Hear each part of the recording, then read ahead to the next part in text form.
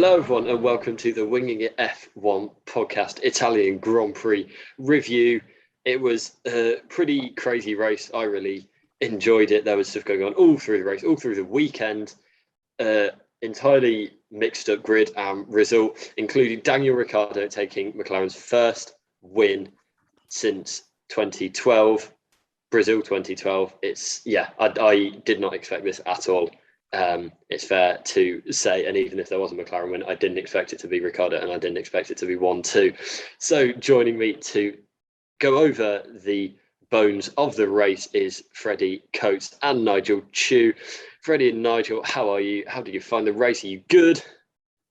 I'm very good. I found the race excellent. I can't remember standing up and shouting at my television for this much since Monza last year, really, if I'm honest. I just stood, honestly, from about, I don't know, probably lap 19, I was standing up going, look at this. To no one else. I was the only one in my house, and I was just going mad. Was Monty there? No, he wasn't even there. The dog wasn't even there. The cat had left as well, honestly. It was just me and the ghosts. So that's all I had to deal with. Yeah, like you say, going over the bones of the race. That's what we did. And honestly, there are just some moments in that race that I just couldn't comprehend. And I could not deal with. I was texting a friend and they were on Sky Go watching it. So they were like 2 minutes behind me. And I was just like trying to go, in every text. And I just couldn't, so I wouldn't ruin it. And I ended up just giving in and going, And they're like, oh no, something's happened. I was just like, God, honestly, yeah. Honestly, I thought it was a really crap race. Nigel, were you going at every lap? Only for probably one lap. I was going more at the tennis last night, I think I'll have to say. Oh, yeah, fair enough. I mean, every question on Sky was about Emma Raducanu for the pre-build. Yeah, I think that was the highlight of the weekend. Despite the F1 being so good, yeah, I think Raducanu's win was a highlight. But it was an amazing race still, a fantastic race. I mean, it's been an amazing weekend of sport, really. Yeah. Ronaldo coming back for United and the return from the international break and the Grand Prix and the US Open and the NFL's coming back and the college football, which I greatly enjoyed. So, yeah, it's been quite hard to keep up, but we did manage to, at least with the F1. So to start with, compared to last year's Grand Prix, which was also crazy with a completely unexpected winner and Verstappen and Hamilton both going out, I think. Did you prefer this one or last one? Oh, no, sorry, but Hamilton was off the back. I think this one. I think this one as a race was just pretty great all the way through. And I mean, it's hard to sort of say this, but last year the winner came from a red flag and a penalty. Whereas, I mean, this year Daniel Ricciardo led from lap 1. And he got to the front row based on his pace in qualifying and in the sprint. So I think, this is a proper win for McLaren. And it was just, that's what I think made it so brilliant for me.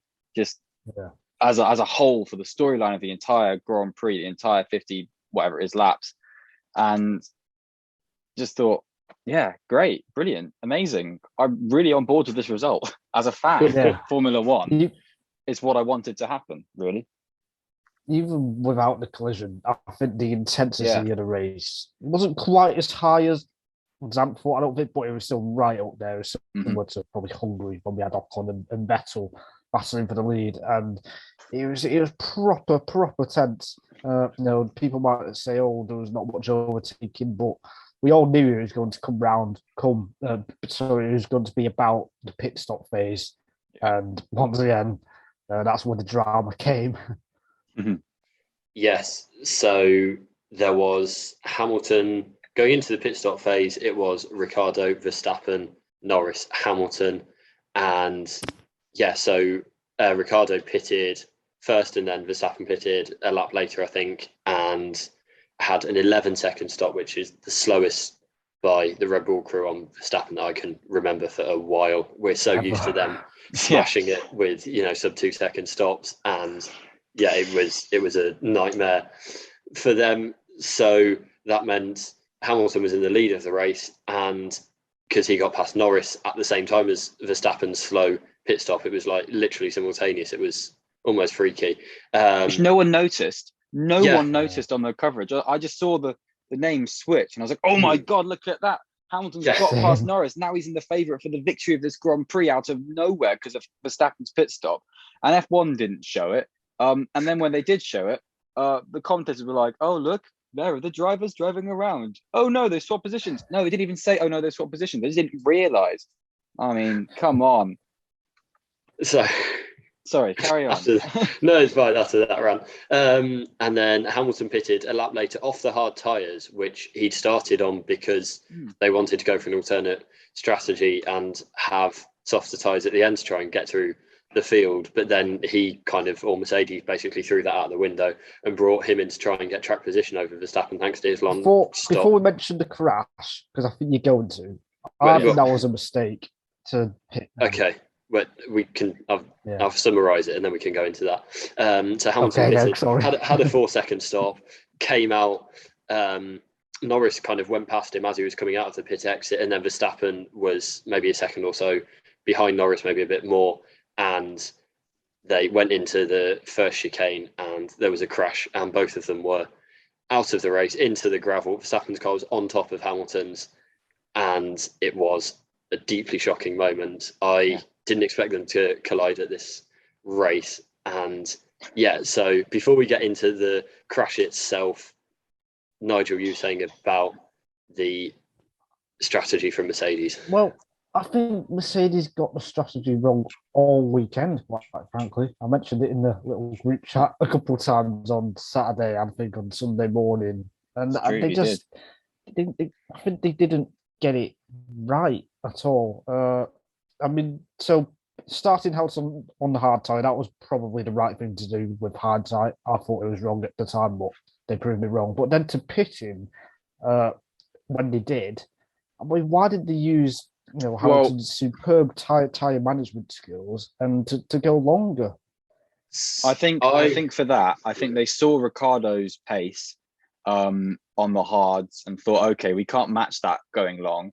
I think they were similar with Norris's pace, and you could see with when Verstappen came in on his in lap, it was touch and go whether he wouldn't have overtaken Ricciardo anyway. So I think the pace on the fresh tyres on the McLarens was just too much to be able to work a gamble later on at a track that was proving very difficult to overtake at.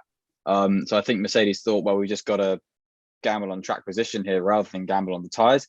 I think part of going on the hards was just to throw off the other teams really, and just a last-ditch attempt to do something different. It keeps their options open. They can go onto the mediums, but they can go onto the softs later on, but they can still push early on to compete. I think it was more, in hindsight, I look at this now and think, this is more of a reason for them to keep their options open. And I think it did. I think without that slow stop, Hamilton would have come out in second, really. And that would have been a good call. I think they were choosing to react more to Verstappen's bad pit stop and trying to get in front of him than working on the tyres. And they could control the tyres and get ahead of their championship rival rather than lose track position. I completely agree. I think the hard tyres, I think it was the right decision. They had to kind of do something different because I don't think anyone saw Ricciardo jumping Verstappen off the line. I think they were viewing it as Verstappen will be in the lead and we'll be building a gap. So we've got to try and do something a bit different and not just get stuck behind the two McLarens like they did for the whole of the sprint race. So, I think it was the right decision on there. I agree with the decision to pit him when they did, because what we saw all weekend was track position was key. It was really hard to overtake the cars with their, super top speed aero packages were just, there wasn't enough slipstream really to overtake, and, getting track position on Verstappen was the main thing, and finishing ahead of Verstappen. If Hamilton had finished second, if the stop had gone normally, like you say, Hamilton would have been second, Verstappen would have been behind Norris in fourth, and regardless of whether he finished fourth or third, then Hamilton still would have had the championship lead coming out of Monza. So I think it was the right decision for both. It was just they didn't nail the strategy, the pit stop, and then kind of it all went downhill from there, really. Yeah, I can. Fair points. Nothing to respond with. Yeah, I mean, you can argue that starting on the hards when everyone around you is on the mediums is going to be the wrong idea, just because of the offset being so difficult with the hards in terms of warm up and stuff like that. But really, I think it gave them options later down the line, which, to be honest, it seems to me that really the only difference between the mediums and the hards this weekend was just 10 laps worth of performance, and that was it. I think based on Bottas's performance later in the race. I think really they still made some other strategic errors throughout the whole weekend, but I think that's probably not important now. It's like with what's happened. But yeah. Really. Well, it's worth to pick at them, but I think we've got bigger fish to fry in this podcast at the moment. Yeah, I think in general, Mercedes made a bit of a pig's ear. I think they could have won about 3 different ways and should have won about in 3 different scenarios, and they didn't on any of them.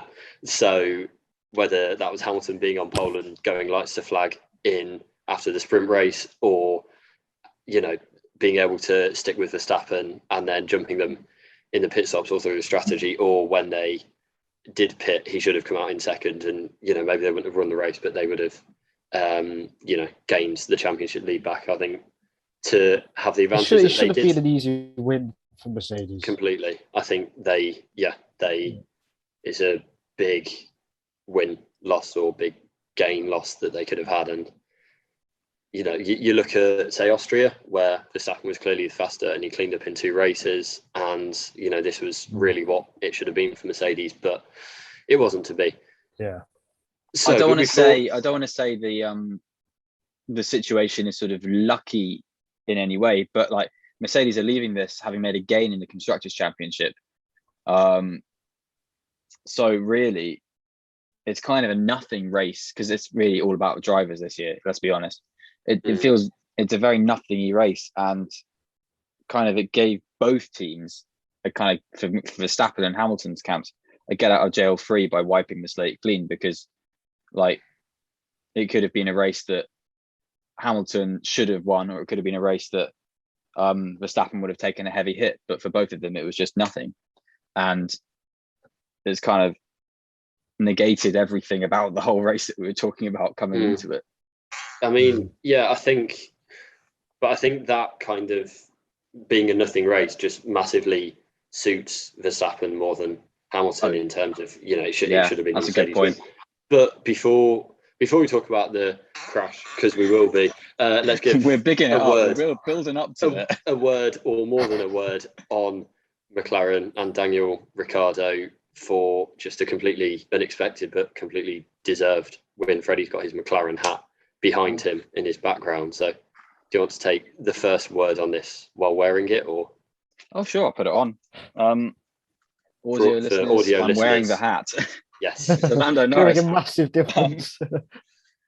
Oh, yeah. I mean, well, I think... For audio listeners, Freddie's taken off the hat. Yeah. I think it's great. It's a really good... it's such a good story. It's a second redemption arc at Monza. We had the redemption arc for Pierre last year, and we've got the redemption arc for Daniel that's sort of been coming since the end of the summer break, really. You look at his performance in Hungary and his performance in both Austrias and places like that, where he was just kind of nowhere. But he came back after the summer break and qualified 4th in Spa. Yeah, he was off the pace of Norris for the most part, because Norris looked amazing at Spa. But he was much closer, and he was in a much better position and a much longer lap, which said a lot, I think. And then come Zandvoort, he's ahead and he's on pace all through the practices all weekend and stuff like that. Then come this weekend, and he's just on a flyer. I don't know. I kind of got an impression all weekend that Daniel was unstoppable, that he would do something good. I didn't think he would win, but I mean, last night I was just kind of thinking, oh, what could happen tomorrow? And I did kind of sit and think, maybe we could get a McLaren win. Maybe Ricciardo or Norris could win. And for me, this whole weekend, it kind of felt like the first weekend where we've had just, it's been Daniel Ricciardo, not Daniel Ricciardo with an asterisk because he's at McLaren. So I thought, it's kind of a return of Danny Rick, which I'm really happy about, because I think everyone's a Danny Rick fan. He's just such a chap. Yeah, Emma Raducanu is a Daniel Ricciardo fan, so Ricciardo won for her, just like she him. No, it was Nigel's such an Emma Raducanu fan, isn't he? Yeah, pretty much. Same. Yeah, no, it was Ricciardo. I definitely didn't expect it. I really thought his head was gone, and to come back, to bounce back like this on genuine pace, on merit, even without the collision, I think he would have had a good chance of winning. And I think that's the thing.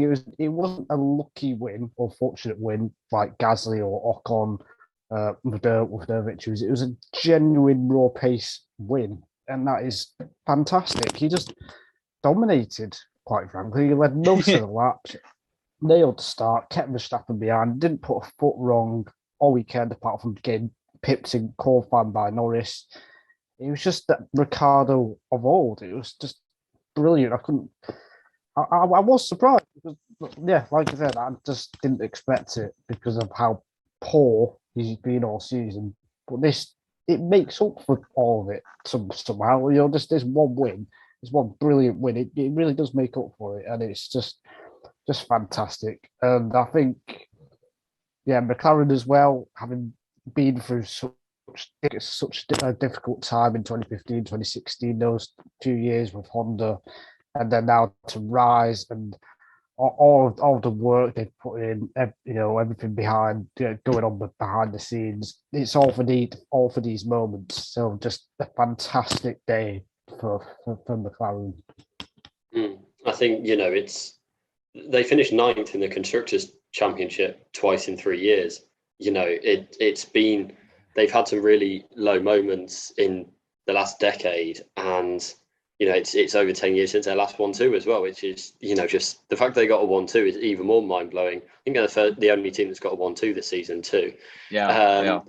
So and then over the last kind of 2 or 3 seasons, it's kind of been they've been a lot more competitive, but then they've not been in position to capitalize when there are kind of crazy races or the leaders crashing out, and it's kind of they've been left behind a bit on that. And for it to kind of just all come together in this way, and like you say, to come from genuine pace, and he had Verstappen so close behind him, especially for the opening stint. It was he had to keep on the ball the whole time, and Verstappen didn't really have a chance to go for an overtake. He was really just he was fast. That's been his problem. Like we talked about it, it's just been he's not been fast. It's not been kind of bad luck or bad setup. It's just he's not been able to be as fast as Norris. And this weekend the whole team just got together, and I think you could see it's so good to see McLaren back. And I think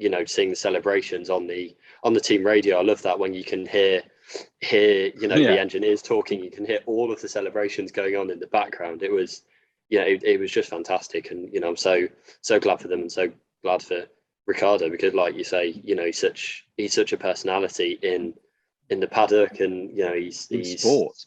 It's exceptional for them, and it's just so pleased for them. What you were saying about it, but it's about the number, about the 1-2. It's the only 1-2 of 2021, and the last time there was a 1-2 was the Emilia Romagna Grand Prix in 2020, which is Hamilton leading Bottas, and who was in third place? Daniel Ricciardo. Well, he's the 1-2 lucky charm of Formula One. Illuminati confirmed, or sure, why not? The last time McLaren I'll send a letter out to all of the other members. Corner. Yes, I remember that. That was his last. Was it his last race for McLaren, or is his last winnable race for McLaren? Yeah, anyway? It was. Yeah, it was. It was the last race McLaren won. It seemed to really sum up his season, because the whole of that season he just had issues or crashes or DNFs at the wrong time, and it just kind of, it looked like he'd end on a high, and then it kind of just ended at something of a season perfectly. But fortunately, that didn't happen to Daniel Ricciardo. He was able to make it through all fine, and he did the woo message, and then he did the you like, oh, I've been away, but now I'm back. Haha, everyone doubted me, but not me. I'm here. Rah.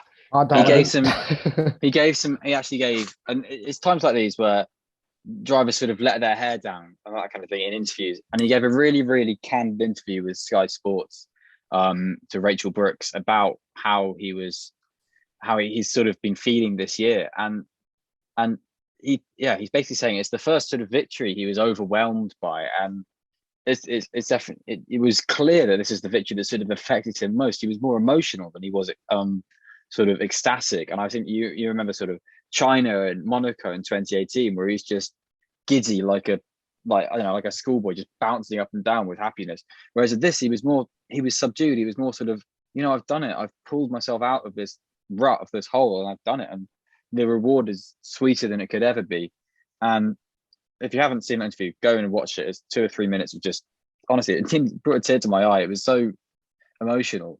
Just, you could really sense how happy he was to have pulled himself out of such a deep hole, which I think gave the impression it was a very dark hole as well at points, because this is a really tricky time for Daniel. He's Australian. He hasn't seen his family in over a year. He hasn't had an opportunity to go home since really probably the first lockdowns in March, April 2020. So this is, it's coming across as kind of just something else for Daniel. And I really hope it's a springboard and we don't go to Sochi and it's kind of just like, I feel kind of awful thinking about it, and that it's a one-off and that kind of thing. But there's so many different types of corners at Monza that really, I mean, it can't be a one-off. Slow speed, high speed, everything's there. I don't think it is a one-off. I think it's going to give him so much more confidence, and as well as performances from the last couple of weeks as well, where he's been building towards this. But I think this win, kind of like Gasly last year, after his win, he went on such a consistent run, which is carried on into this year as well. Yeah, he's still on it. I think something similar could happen with Ricciardo. So watch out, everyone else.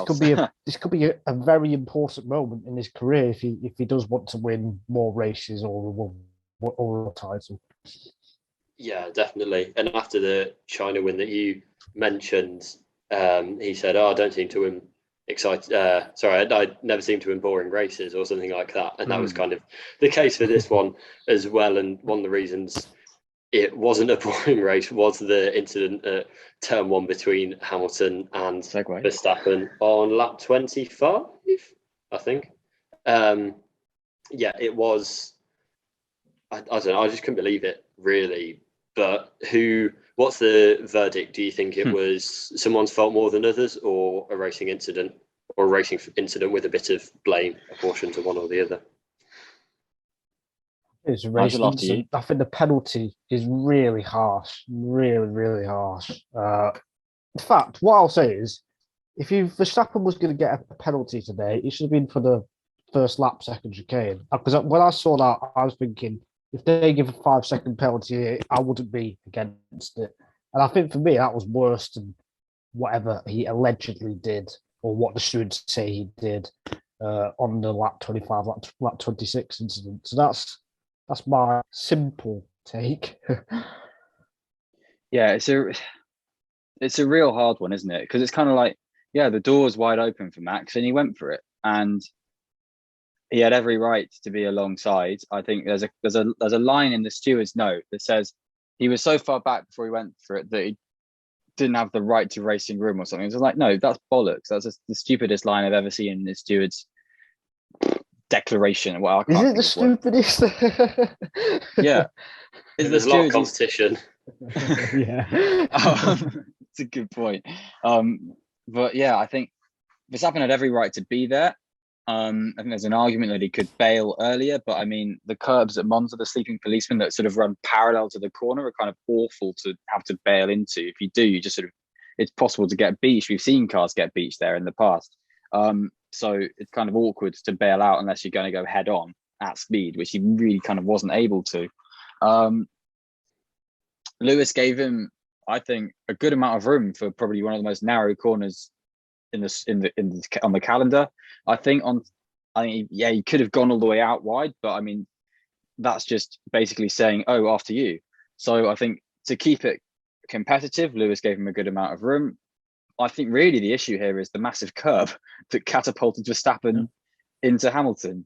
And I think Verstappen had every right to be there. I'm leaning towards racing incident. I mean, yeah, maybe Lewis could have given more room. Yeah, maybe Max could have gone in a little bit slower and sort of backed out in a way that Daniel did at the start of the sprint when he was alongside Verstappen, which is what led to Pierre Gasly getting his front wing off because he had to basically come to a full standstill. Maybe Max could have done that, but there's maybes that are kind of sort of equal for me in both camps. So I think I'm coming into racing instant really. We're agreeing again, Freddie. Yeah, we've been agreeing on everything recently. I get the reasoning. North or south better? I'm a Midlands guy. Yeah. I think Midwest actually. I think really it's just like I don't really see any other outcome other than racing instant. I find 3-place grid penalty really, really hard to justify. Really. I think my view on it is I think this type of thing should be a penalty, but based off to Hamilton. But everything we've seen over this season and this race is that it's not, we've seen, so many times kind of driver going in with the dominant line through the chicane has just kind of straight lined it. I mean, we saw Verstappen do it earlier today. We saw Verstappen do it in Imola. So I think kind of personally, Verstappen has absolutely no right to complain about leaving the space on the chicane because he hasn't done it. But I'd like to see it policed more. I'd like to see if cars are going in alongside or half alongside that drivers do leave a car length, because I don't think Hamilton left anything like a car length. He kind of left a tyres width maybe, or a car's width. He maybe left a tyres width on the inside, but he basically hits the apex on the second part of the chicane. I think it's kind of I was on Twitter, me and Ty were doing a back and forth, and he said 19 other drivers on the grid would have bailed there. I think that's true, but I don't kind of see why. I don't see why. I'm not either. I think, we saw it in the race that, drivers were kind of bailing out if they are getting squeezed on the chicane. But they were squeezed so much earlier. I think Hamilton did give him room which allowed him to come to that position. I think people were squeezing out much earlier than actually Lewis did to Max there, I think, really, if we're going to compare it to other incidents. And also they were coming from further back, and it's weird out of pit lane and stuff like that, but at different speeds and things like that. But it's your choice to do it as well. Like, if they could have tried to make a corner, they might have been able to make the overtake. So they might have made a mistake by cutting the chicane because they might have been able to make a clean overtake. So I don't think all 19 drivers would do that. I think it just depends on the circumstances, the situation, whether it's a must-need pass or whatever. But that's a whole different topic. Yeah, but yeah, I think generally I'd just like to see them kind of the stewards being hotter on drivers leaving space on the chicane when they are going wheel to wheel. But like I say, kind of based off everything, all the decisions we've seen in incidents similar to this, then it is a racing incident. So I don't know whether they'll kind of change that going forward. And yeah, I think the grid place penalty is really, just completely unwarranted. But I think if we're going to go onto the steward's side, like you say, like it's all about sort of giving room and things like that. It kind of means that they can't justify the fact that Verstappen didn't get a penalty for lap 1 at turn 4, because that's a similar situation. So we always seem to hear stewards kind of going, oh, it's the incident, never the outcome of the incident and things like that. But it is the outcome of the incident. And if they said that, to be honest, it's fair enough. I don't mind if things are penalised based on the fact that, oh, it's fine, they're able to carry on and everyone was hunky-dory. So that's justification enough for not penalising something, in my opinion, because that's the equivalent, because otherwise you wouldn't have sort of unwritten racing rules of giving positions back and things like that. So I feel like, there's been a lot said recently for other matters, for following Spa and things like that, of clarification of procedures and rules and things like that. And racing rules is a really, really, really tricky thing to pin down in a set of regulations, because it's all so different. It's all so bonkers. Every situation is so bizarre when you put it on paper. There's no one size fits all for racing, but there can be limits and things like that. And are we going to say no contact? Are we going to say officially what a racing incident is? These kind of things. And honestly, I don't know if we ever can have rules on racing. It feels incredibly difficult. I'm not saying sack off penalties, but I think the best sort of way to police this is ad hoc. I'm sort of coming around to it, and sort of instant by instant, and just sort of say we will investigate if there's a crazy accident and things like that, or if something looks awry. But I don't know. I don't know if I'm entering some kind of Mad Max free-for-all stewarding world, but who knows? I mean, it's really, like really difficult. Before, though, haven't you? The one when you said, "Oh, we'll let them race and stuff," and then it never really like it happens for a few races, but then they just come back round to what they did at Austria, for example, where they penalise people pushing each other off, which I think Verstappen arguably should have happened today in the first lap. I agree. And I think another problem I've got is that Stroll and Bottas in Hungary, they got 5 grid place penalties in the pretty obvious mistakes, whereas a 3 grid place penalty for Verstappen, is that a 2 grid difference? Those incidents with this one. See, I was going to go on to that. I think they're trying to show consistency by kind of saying, well, we've agreed that it's Verstappen's fault and we need to kind of be consistent, so we give him a grid penalty. I guess that's kind of my thinking on what their reasoning is behind it. But the incident seemed to be so. Yeah, Bottas's was, while not intentional, was just clearly, a kind of big mistake and outbreaking himself massively in difficult conditions, and, kind of hitting half of the top 5 of the championship. Whereas... Yeah, Bottas took out 3 cars. I mean, this took out 1 car, if we exclude the car of the incident. So I think, for justification, that's on a plate. I think you could have argued for Bottas based on that, maybe 7 places or 8 places, but that becomes complicated. They're sort of leaning closer to 3-place grid pens for some reason, which seems to have only really come in the past couple of years as more of a sort of way like, oh, we blocked him, but not that much for that kind of thing, not for a crash. So it's kind of like it's a half-assed penalty at the end of the day if it's 3 places in my eyes. Yeah, I think we're all agreed that kind of the grid penalty is undeserved, and I think I imagine like the Silverstone one, was it, when we debated for about half an hour? It's true. It's correct. It's not like that. No, but looking at the incident in isolation and all of that, so I don't know. I think it will add even more fire to Verstappen, and he kind of all of his messaging on social media coming out of the race and, on the team radio and in the interviews afterwards was like, oh, he didn't leave the space, and it's so bad and it's his fault and whatever. So, I think this will just fire him up even more. So, it'll be definitely one to watch in Russia. But moving on to a driver we mentioned a couple of times, but had... Halo. Yes. The Halo saved Hamilton today. It really did. Yeah, he said the wheel touched him on his head. You can see it. Mad. Yeah. So, massive. It's another bit of evidence if we needed it about the Halo being in F1. So massive props to that. It's like since the Halos come in, it's just I'm wondering more and more why more drivers weren't seriously injured, in the noughties and 2010s, because there's been so many, just in the, is it 4 years since it's been in, or 3? This is the 4th season. 4th year. 2018. 2018. So, it's like, I just, as I say, it's kind of each of these incidents is making me think, how come there weren't more of these, before the Halo was in, because, there's, as I say, there just seems to be so many where we're kind of talking afterwards about, the Halo made a massive difference here, and there's a driver walking away where he potentially would have been.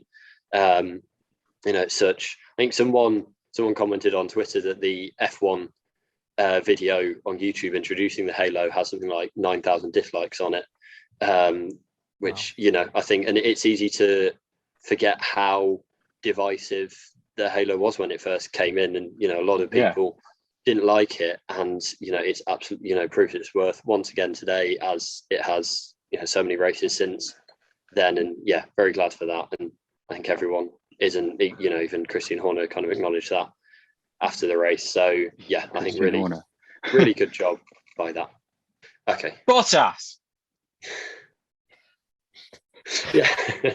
Thank you, Freddie. Yes, Bottas had a very good weekend. He got the pole position that isn't the pole position in qualifying, so he's now joint level record holder of the Speed Kings with his Mercedes teammate Lewis Hamilton, and he won the sprint race. He got off the start fine, as his teammate didn't, and was brilliant, never really under pressure in the sprint race, and then had a fantastic actual race because he came through the field on the alternate strategy. He really made it work on the mediums. He showed how you can pass at Monza, and eventually finished third. He finished behind Perez on track, but Perez had a 5-second penalty for gaining a position off the track, I think, or gaining advantage by running off the track at the 10.45 chicane.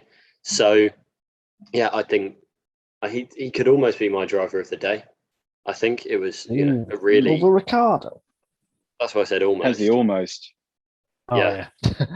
But I think bar that, I think those two were the standout drivers by a fair margin this weekend. And do you think the pressure's kind of a bit like we said with Vettel at Ferrari? Do you think the pressure's gone off a bit now that he has been announced as going to a new team, and it's just kind of all of this is, there's a bit less kind of question marks over his future? I do not buy that one bit. No, I think it's a one-off. Well, that said, I think it was his. Well, it's the only weekend where he's beat Hamilton by quite a bit. In fact, it's the only weekend where he's beat Hamilton this year. Actually, I mean, Monaco in my books would have been. Oh yeah, Monaco as well. Yeah, that's good. Second weekend then. But nevertheless, what a brilliant qualifying lap that was to pit Hamilton. I don't think many people saw it coming. No. And then in the sprint qualifying, he just took off, did everything he needed to, and then he came through the field quite well. I think the only mistake he did was not getting past Perez. I think he had the car that was capable to. I don't think he quite executed it. He did overtake him at one point when then Perez got him back. I think that was the only thing that he did wrong. A little bit of racecraft and those super high pressure moments against the Red Bull, against Perez. But apart from that, that was by far Bottas's best weekend of the year so far. I agree. I think it was his best weekend of the year. I think, touching on what you said, Adam, about maybe his mental place and stuff, I think he is in a much better place now that everything's sort of been settled, because you got the impression whenever someone spoke about Alfa Romeo, he was really happy this weekend. So I do think he's in a better place. But I think really he could have been in a better place with Mercedes and got that result earlier, to be fair. I do think, what more could he have done, really? I think to that kind of result, I think it was a fantastic weekend by him. And it shows what Valtteri Bottas can do. And it's a shame he hasn't been able to do that more often, to be honest. Yeah, I was really happy with his performance. I think, the medium offset at the end was a little bit, he needed to make hay while the sun shone a bit quicker than he did, but I think he didn't really have the benefit with Perez, and I don't know if he would have been able to pass the McLarens anyway. So I think he finished where he kind of sort of leveled out, and without the safety car, he probably would have finished there anyway if Hamilton and Verstappen weren't there, but in that kind of net kind of position of behind the McLarens. So I think, he did exactly what he had to do today. I completely agree. I think it was a really, really good performance from him. And like you say, it's kind of one that we've not seen before. There's Russia coming up as well, where he's gone well out in the past. So we'll have to see if that comes to fruition there. But, he didn't, he was a 10th ahead of Hamilton, which, it wasn't like he just pipped him. That is a significant margin, really. Good luck. Bontempi's around not Monza. Pip. Around Monza, though. I mean, Monza, where the margins are famously as tight as some jeans. So, like, yeah, it was a really, really good qualifying. Like purple in the first two sectors, and just brought it home. So, great. Yeah, I mean, behind or Verstappen through to Ricardo, it was about 400ths between them. So, across the three. So, yeah, I think it's not an insignificant margin. And, he just put it all together and, fair play to him for that. I think there might be some kind of mental factor, really, of, it does just help. It's not going into the weekend and every question effectively being, are you good enough to beat Russell for the seat? And, it's kind of been like that for a while. And, I think having the pressure off a little bit, we'll have to see if it's a one-off or not. But I think it's a factor. And there's also quite a funny moment at the end where he said, oh, no, I've not seen it. He gave the classic football manager line of, I've not seen this highly contentious incident that you'll want me to talk about. And then they were like, oh, well, we've got it here and you can watch it. And he just kind of said, like, oh, well, that's something. I don't know. He said, that's unfortunate. Yeah. And carried on. And I'm just like, I mean, come on. What is it with getting all these other drivers to fall into the phase in 10 years' time where they are going to be pundits? Just let them be pundits then. They don't have to do it now. And he genuinely could have won this race as well. Like, if it hadn't been for the penalty, then they shouldn't have taken it. Yeah, but I don't know. It's hard. I feel like they should have done when they did. To be fair, yeah, that's what you got to look at. They should have done when they did, but yeah, hindsight is beautiful. And with engine penalties, I mean, yeah, maybe everyone should have taken it ages ago. Who knows? Yeah, I think it's like you say.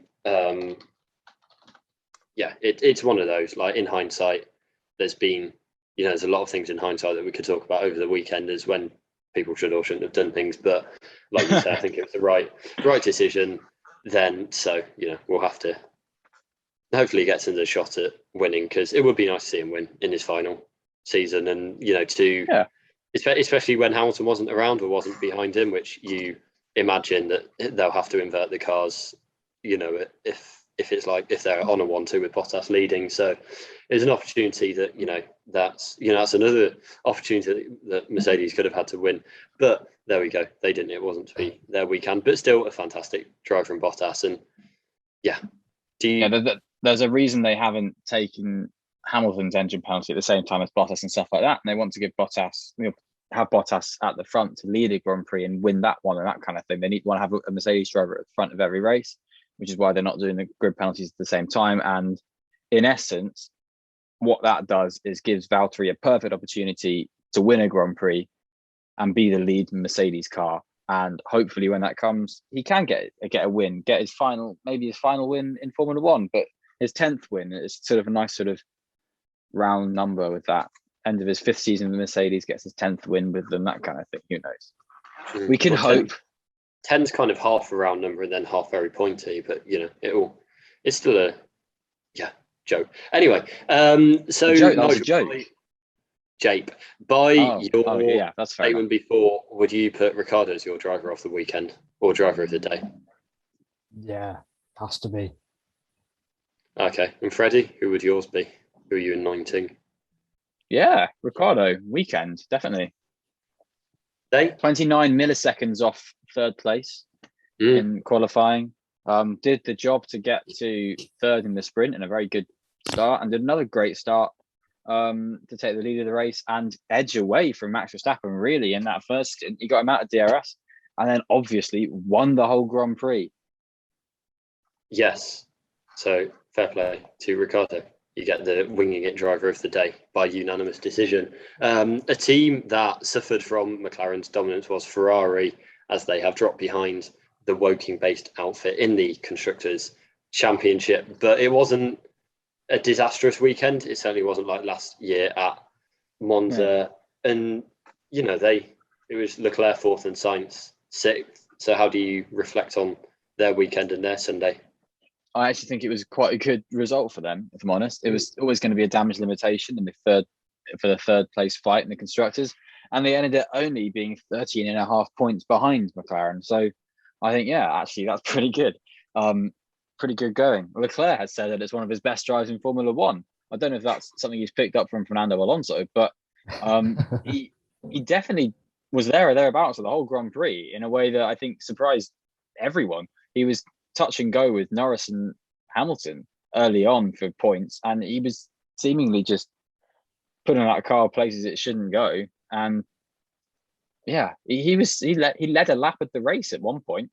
So officially, I mean, he did come into the pits under the safety car at the time and give the lead to Ricciardo as well. But officially, he led a lap and then came out second. And yeah, brilliant. I think it was actually really good from both Ferrari drivers to actually pull off that result, because they could easily have been 8th or 9th. Yeah, I think it was very similar to Zandvoort, where they kind of maximised the result, but again, Leclerc just had the edge on Sainz. Again, Sainz crashed in FP3. He does need to stop doing that. He can't make that a habit. Although you can say it's better to crash in practice than qualifying, but still. But nevertheless, I think it was a pretty good weekend for Ferrari. They were just unfortunate that McLaren bags 45 points from the whole weekend, which is absolutely huge. So I don't think they could have done much more. So they should be pretty happy. If they had the new power unit as well, they'd be right up there. So I think hats off to Ferrari. They should be pretty happy with their weekend. I quite like the thought of them just going like, "Oh, Carlos, you need to stop crashing in practice. It's all right. You can practice anywhere, crash anywhere else, but not practice." Or just like as if he's doing it on purpose. Rather than practicing the race. They both had incidents in the last 3-4 races now. Sainz in Hungary, Leclerc crashed in Belgium in practice as well, and Sainz the last 2 weekends. So I wonder if it's or is it the drivers pushing too hard, or both maybe?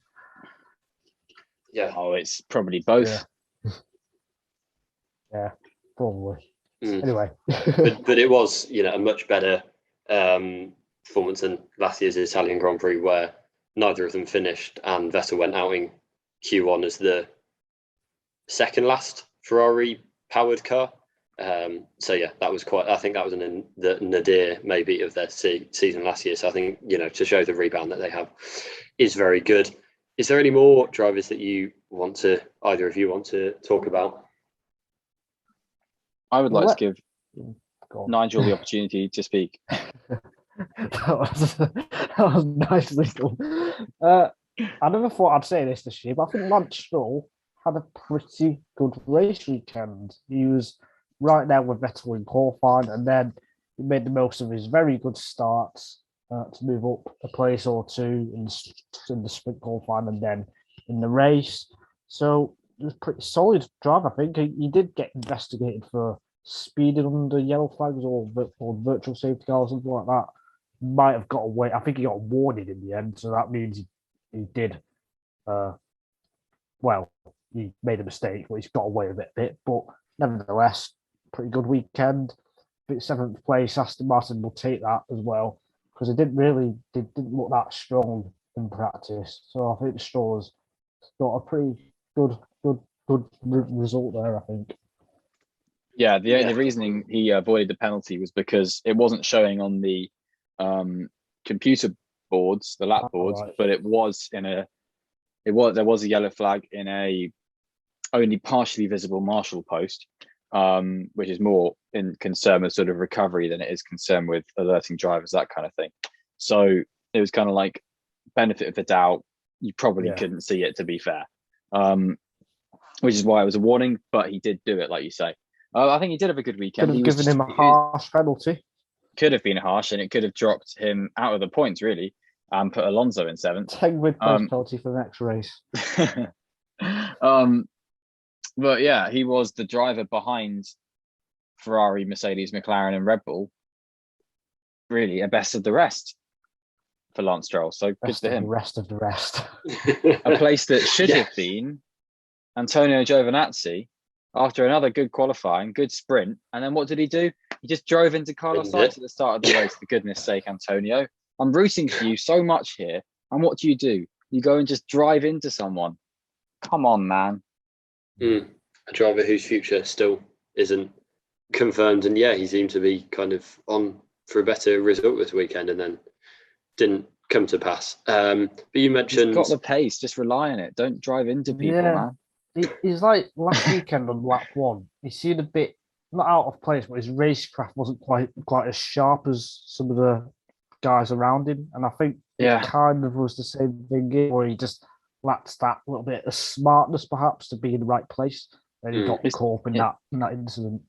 It's different racing a washed-up Kimi Raikkonen to racing a on-form Charles Leclerc, isn't it? Yes, from personal experience, it is. And you mentioned Lance Stroll. Another Mercedes powered driver was George Russell, who got points again. It's kind of, now he's broken his duck. He's like just doing it, whenever he wants to. So that's 3 races out of the last 4 that he's got points, which is just worth a mention. And yeah, it's good that he's kind of tying on to that. Worth a mention to Nicky Latifi. Officially out qualified. Let's not get ahead of ourselves. Yes. But Nicky Latifi, Nicky Latifi running in the points just because he could at the start of the race, really, because he was doing a brilliant job, and then pitted. And the only reason I think Latifi didn't get points is because Russell pitted under the safety car and that kind of thing. Otherwise, Latifi was being the lead Williams driver from Saturday and Sunday, and I think he did a brilliant job. And he's been a sort of changed driver since the summer break, really. I think Latifi, since Hungary, really, and really, I was really impressed with Latifi's racing this weekend. Yeah, just like Bottas, I think it's his best weekend of the year. Yeah, me too, by far. So great job. Just unlucky with the safety car timing, because obviously if you pitted before, then you lose a lot. If you haven't pitted, then you gain a lot. So just unlucky. Mm-hmm. Yeah. And the sprint race happened again. It's put a hammer through Hamilton's weekend, or disadvantaged him, which I don't know. I wouldn't have expected that. I wouldn't expect, it might just be luck or whatever. But what would you rate this sprint race out of 10? I don't want to rate it because that's really unhelpful. It is. I'm going to rate it in a comment, which is it's a first stint of a Grand Prix, which means that it's always going to be not great. I think the format needs kind of like, I think there's potential in it, but it needs that kind of sort of kick up the arse and a bit more rewards and that kind of thing. I thought you liked it. I do like it, and I do like the sprints, and I enjoy the race weekend having 3 big moments on 3 days and that kind of thing.